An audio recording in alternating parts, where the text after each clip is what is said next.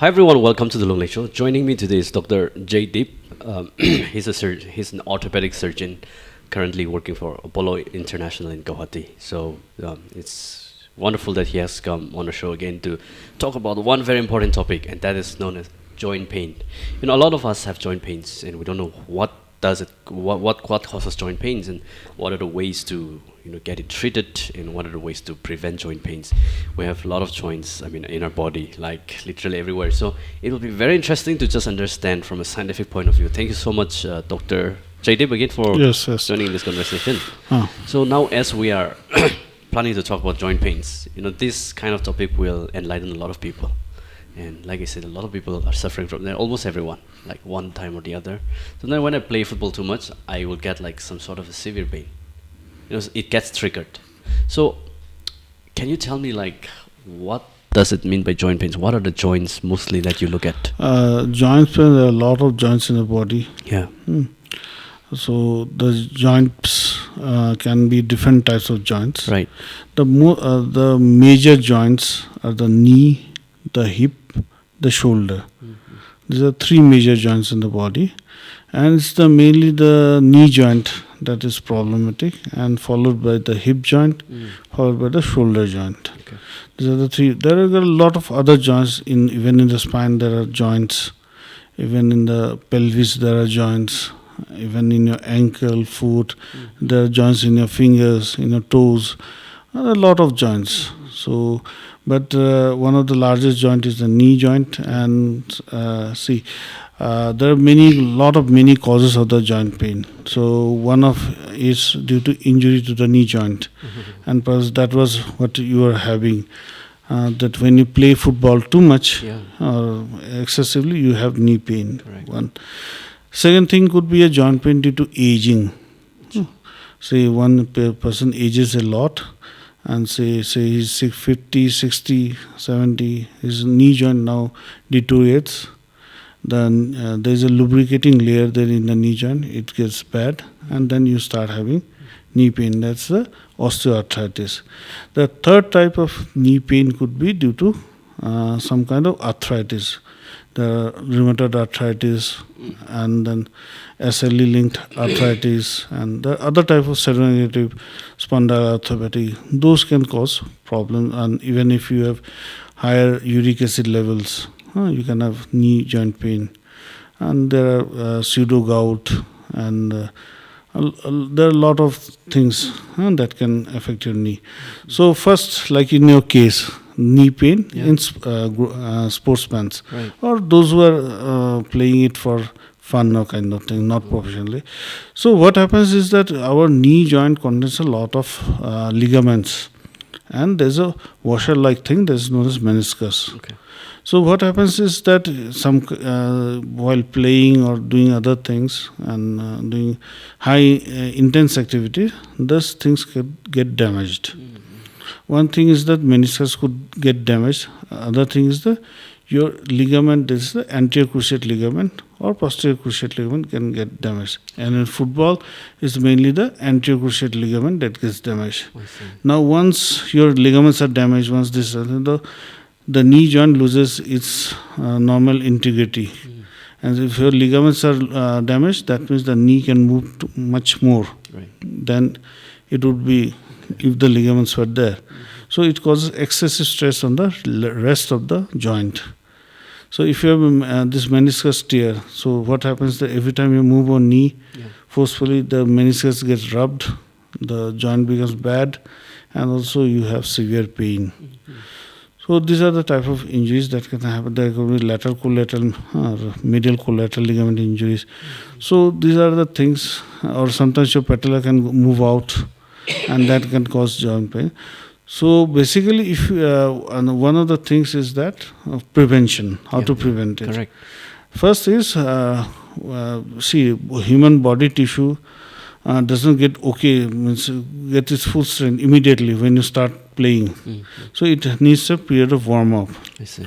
Particularly, your body temperature increases. Your some activity, mild activity of the knee joint or any other joint, it warms up. The tissue gets its proper strength, and then now you do your exercises or sports. the joint will be much more protected. So warm is very necessary. Wow. Don't do cold starts, like sudden. Right. Means after say 1 hour inactivity, don't do sudden movements. I see. These are more prone for injury. Wow. Huh? So I want to know, like, how does our warm up impact the strength of the tissue and bone? Yes, because the tissue is not like something like it's a living thing. Yeah. So living thing, once you this do warm up, lot of blood flow increases. The strength, the muscles get toned up. Because see, the muscles, if they're in resting state, they don't have that much strength. Once they are toned up, Right. they get much more strength. So if your muscles get strengthened, your ligaments get better with a few minutes of warm up, the chances of injury are less. Now, relating to that, when people have pain in their knees, they spray some sort of a sprayer. I mean, they have a spray, and even they apply ointment and so on, like the ointment and stuffs. I mean, it's just doesn't make sense to me. How does it help? See, basically, what does the body do is body has this natural healing mechanism. Okay. Body has its own mechanism. The thing is putting the spray, etc., is to bridge over that period of pain. Okay. Your pain is bridged over. Your body takes care of your knee. Slowly, your knee becomes less painful. Perhaps if you didn't put the spray, it would also heal, but it would take longer. You will feel more pain. You will be in more suffering. Another pertinent thing I would like to talk is about proper training techniques. Okay. So if the training is not proper, like warm-up is not given, if you are using unusual techniques or risky techniques, you tend to have more injuries. So see, like constant training. You should be very, in a scientific method, it should be done with proper strengthening of the muscles and proper care. Then the chances of injury is less. If you do a training in an improper manner, the chances of injury are much more. Correct. That's for sure. That's for sure. Another thing is that what is done after you have some kind of injury. Okay. Take rest. That's the most important thing. Body heals by itself. If you give some rest, put some ice, put some crab bandage, most of the small tears and nicks and touches get okay by itself. Wow. What if that pain is very severe, etc.? Then you should go to a doctor. Say, like if you have an anterocruciate ligament injury, you have very severe pain. Say after 10 days your pain is gone, but you never bothered to have it checked up, and suddenly you start playing, there will be much more injury. Yeah, right. So you will have much more slowly, your knee will get damaged. And it might happen that when you are, say, middle-aged, 40 years, your knee might be so bad that you might require a surgery or the knee replacement. Wow. So that thing is very important. So if you have this thing, then diagnosis and then proper treatment. That is very much important. You should not ignore your injury and keep on playing.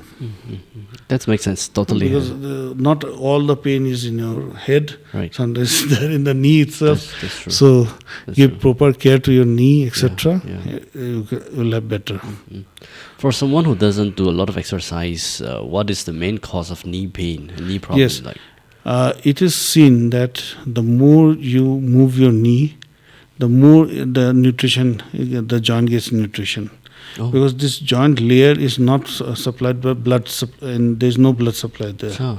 So it gets it from the knee fluid, that is synovial fluid. Wow. The more you move it, the more circulation happens, the better.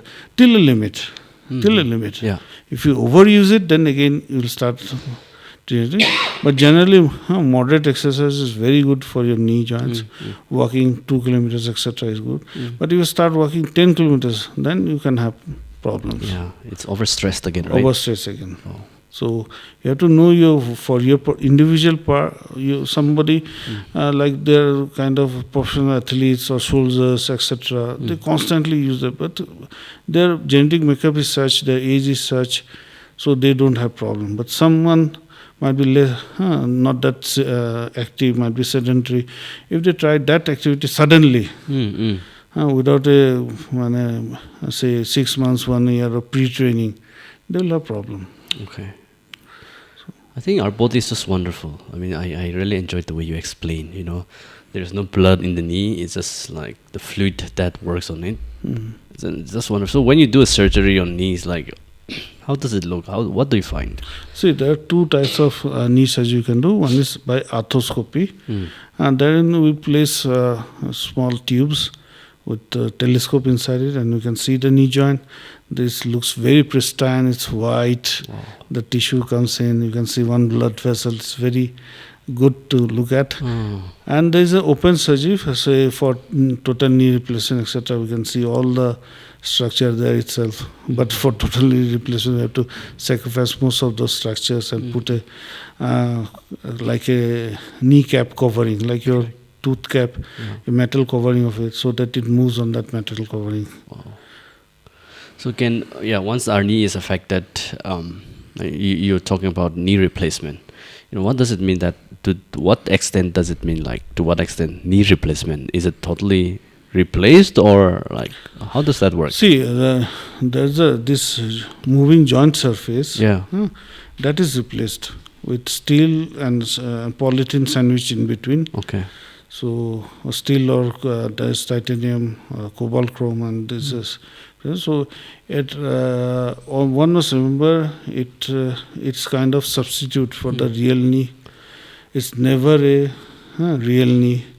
So there are certain limitations, but for some person who is say 50, 60 years old, had been very severe, having severe knee pain, that's a very good option. Right. But with that knee, they should not expect something of a result of, say, 20-year-old knee. When they were in their youth, they were dancing, they were running, they were doing this, doing that. That knee they cannot get. That knee, what they will get, they will be able to walk for, do their daily activities, etc., climb up and down stairs, few stairs cases. These are okay. So despite the advancement of technology, despite the solutions that we have, I am right now feeling that it's always best to maintain the natural one that we have, right? Obviously, it's always the best to have it. Obviously, but sometimes if it gets damaged, then there are options. You should not be very stubborn not to accept those options. Correct. If your condition permits that. As such, and from knee, I would like to talk something of the hip and then shoulder. Hip joint is also another joint from which suffers from a lot of problems. It can the same thing in the knee. There can be osteoarthritis that the knee, hip joint can get damaged. Sometimes post-COVID, particularly after COVID, we have seen that is called as avascular necrosis of the hip joint. The blood supply to the hip joint, the rest of the blood supply to the bone gets dried off. So now if the blood supply is not there, the bone becomes weak and the bone starts to collapse along with the lubricating surface. Now you have very rough kind of joint. It's like if you are moving on a smooth road, now you encounter potholes, now what will happen? You will have a bumpy ride. Similar, that hip joint becomes bad. So there are certain things that we can do. There's certain surgeries. There's again a hip joint, total hip joint replacement surgery. In some patients, it does wonderful. Might be with the knee, there's limitations. With the hip, there are also limitations, but hip is much more forgiving. I see. It's much more, people who have properly done hip replacement, they don't feel that they have an artificial joint in the body. But knee, they sometimes feel. But right. Because is it because knees have like a lot more pressure than the hip? Yes, and also the surface. If you see, the knee joint is a flat surface, and on top of it there's a ball. I think it's a very complex geometry. I see. Hip is rather a ball and a socket. A much more simple geometry. So with that simple geometry, it's much more able to replicate the natural thing. Right. In this knee, we are not able to replicate exactly the natural one, but close to it. We try. Lot of changes of things have taken place. So because our knees have to keep bending, every now and then. Hips, they also bend. Like, is it? Yes. But without much pressure. No, there's a lot of pressure, but the joint geometry is such. It's different. It's different. Because knee we require it for climbing, hip might be other things. So hip is much more forgiving. Then we have another joint, that is shoulder joint. Shoulder, correct. The shoulder joint could be involved because, see, it's not a weight bearing joint like your knee or hip. Sure. We generally don't use our shoulder to move about. Yeah. But still, it's very. There are certain things that can happen, and particularly with sports, with injuries, and then with aging. There are a lot of things can happen. Right. One of the things is frozen shoulder. There is a shoulder joint having pain. It is particularly seen in diabetes. Patient who are diabetic, patient who have injury, and sometimes we don't know the real cause, why it takes place. And it's a very, very discomforting pain for the patient. It keeps on unrelenting for 4 months, 5 months, 6 months. The pain, the patient has so much of pain that he or she cannot sleep at night. Wow. And he or she cannot lift the hand. So a lot of patients have those problems. There are treatments regarding that. There is a standard. Even diabetes can cause that, right? Yes, diabetes can cause this. Wow.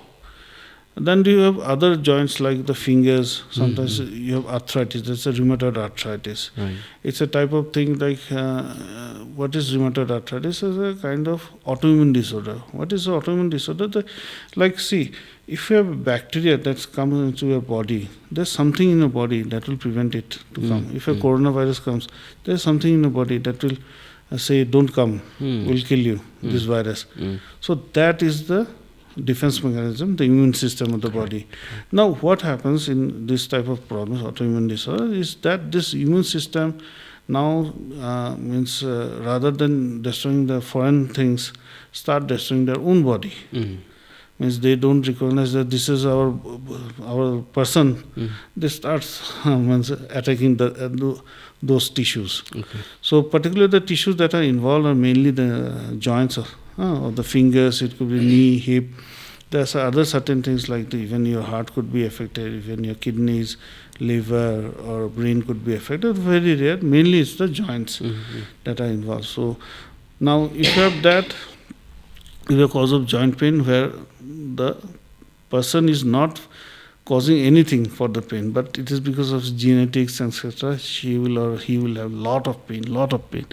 Nowadays, with modern medicine, particularly since 2000, year 2000, you can say, in the last 25 years, lot of new medicines for this type of arthritis, autoimmune arthritis have come, and we are having very good results. People would have been earlier crippled. They could not move. Their joints would be deformed. Now they are leading a very normal life. But the problem with this type of arthritis is that they have to take a lot of medicines for a long time. And this is what I felt personally, our patients don't take those medicines for long. They will take for a few months to get better, drop it, then go to some quack doctor, Baba or something. Because there is the action of this medicine keep on. After stopping, say, for 1 month or 2 months, they will not feel any pain. After that, they will start deteriorating, and now they are in a state that the earlier medicines won't work. We have to start with even higher medicines. So this is a very big problem, and through this channel, I would like to talk to all that if you have arthritis, don't stop your medicines. Ask your doctor before stopping your medicines, because that causes a lot of problem. And this is it's a common human tendency. Nobody wants to take medicine for long. Who wants to be tied to a pill box? Correct, you have a lot of pills in the box. Who wants to try to? But I hate medicines. So it's everybody. Right. Rather than taking medicines, the taste, cost, etc., it's that thing that you have to remember. Get the supplies from the shop, keep it there, True. take one by one. So it's an added liability. Correct. So but mentally. So that is why I feel a lot of patients stop taking their. But it's good to complete the proper course, right? Might be the course might last for years. That's the big problem. It's like diabetes or hypertension. Like TB. TB is another thing. Okay, now see, in our context, in a tribal community like ours, we have something called traditional healer. When your shoulder is dislocated, knee dislocated, they could just, fix it. How do you assess that from a scientific point of view? See, not all of those things are bad. For us, they used to do an important role when there was no modern medicines, medical science available. There's no doctor, no health center, no proper X-ray. But nowadays the things are getting better. So I think now one should be very careful in using those things. They have been providing some kind of treatment for all in very remote places, but nowadays that equation is out. The modern thing. So if there is a very kind of problem that's very like your shoulder dislocation, it's better to go to an orthopedic surgeon. There's a lot of things involved in it. They're much more able to grasp what is the problem.